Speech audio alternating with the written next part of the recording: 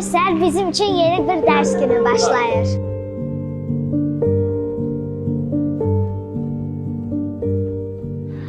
Uşaqlar kim deyər? Qadın nə deməkdir? Tuncay? Qadın sevgi deməkdir. Qadın qayğı deməkdir. Qadın güc deməkdir.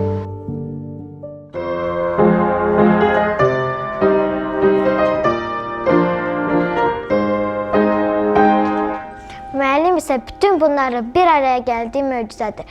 Siz bizə təkcə dərs yox, həyat öyrətmisiniz.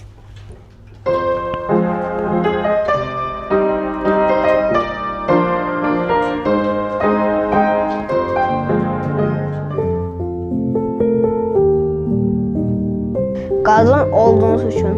Həyatımıza eşq olduğunuz üçün. Müəllim olduğunuz üçün. Güclü olduğunuz üçün. Müəllim olaraq möcüzəsiniz. Sizi çox sevirik, əziz müəllimlər. Təşəkkür edirik.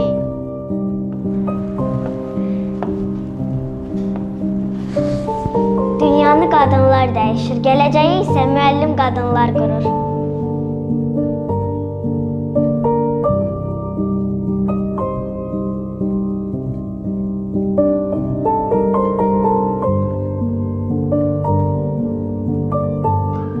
Bugün 8 Mart'dır.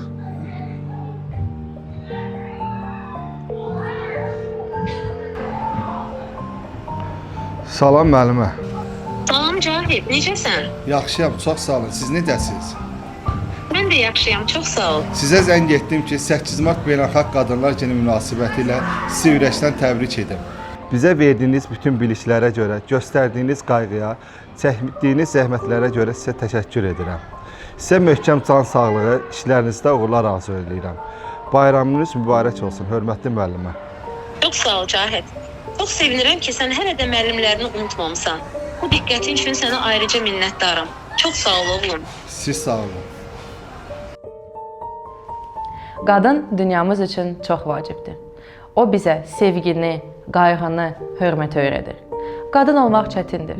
Qadın müəllim olmaq isə 2 qat çətindir. Sinifdə müəllim, kənarda isə hamının cavab gözlədiyi bir qadınsınız. Bütün bunlara baxmayaraq iz buraxan da məhz sizsiz. Əziz xanımlar, sizi 8 Mart Beynəlxalq Qadınlar Günü münasibəti ilə səmimi qəlbdən təbrik edirik. Yaxşı ki varsınız. Mirzə Fətəli demişdir, qadın məsumiyyətin, mərhəmətin və həyatın nəbzidir. Victor Hugo demiştir, qadın sevginin qanadıdır. Nietzsche demiştir, qadın təbiətin ən böyük sənətidir. Oscar Wilde demişdir, qadınlar anlaşılmaq üçün yox, sevmək üçün yaranmışdır. Xurşud Banu Natəvan demişdi, sevgi qadının dilindən yox, qəlbindən danışır. Audrey demişdi, qadının gözəlliyi üzündə yox, ruhundadır.